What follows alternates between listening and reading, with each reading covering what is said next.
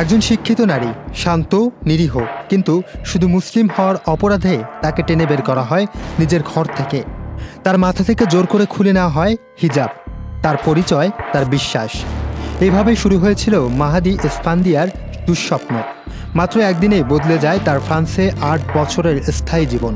গত ২৮ ফেব্রুয়ারি ফরাসি শহর লিওতে ভোরবেলা হঠাৎ করেই ঢুকে পড়ে পুলিশ। কোনো ওয়ারেন্ট নেই, কোনো ব্যাখ্যা নেই, কেবল চুপচাপ চোখে চোখ রেখেই নিয়ে যাওয়া হয় মাহাদিকে। তার বিরুদ্ধে এখন পর্যন্ত আনুষ্ঠানিকভাবে কোনো অভিযোগ আনা হয়নি, এমনকি আদালতে কোনো শুনানি হয়নি। বান্ডেল থাকলে প্রতি সেনমানিতে টাকা বাঁচবে। বিকাশ সেনমানি বান্ডেল কিনে জিতুন প্রতি লেনদেনে। মাহাদি একজন বিশ্ববিদ্যালয় প্রভাষক। লিওর লুমিয়েল বিশ্ববিদ্যালয়ে তিনি ভাষা শেখাতেন এবং অনুবাদ করতেন। একটি ছোট টেলিগ্রাম চ্যানেলে গাজার পরিস্থিতি নিয়ে তথ্যও দিতেন। তার পরিবার মনে করে এই ছোট্ট সত্য বলার চেষ্টায় হয়তো তাকে আজ অন্ধকার কক্ষে বন্দি করে রেখেছে। তার বোন জাহারা জানান, মাহাদিকে রাখা হয়েছে একটি একাকী ও নির্জন সেলে, যেখানে তার মৌলিক চাহিদাগুলো পূরণ করা হচ্ছে না। একই সাথে মানসিকভাবে তাকে প্রতিদিন ভেঙে ফেলা হচ্ছে। সবচেয়ে যেটি কষ্ট দেয়, তাকে ছিনিয়ে নেওয়া হয়েছে তার আত্মপরিচয় থেকে।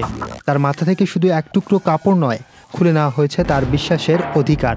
তবে ঘটনাটি জানাজানি হলে ফরাসি বিচার বিভাগীয় কর্তৃপক্ষের চাপের মুখে এপ্রিলের নিশ্চিত করে তাকে আটক করা হয়েছে এবং প্যারিসের শহরতলি অবস্থিত ফ্রেশনেস কারাগারে রাখা হচ্ছে। Muin Tajdid, channel I.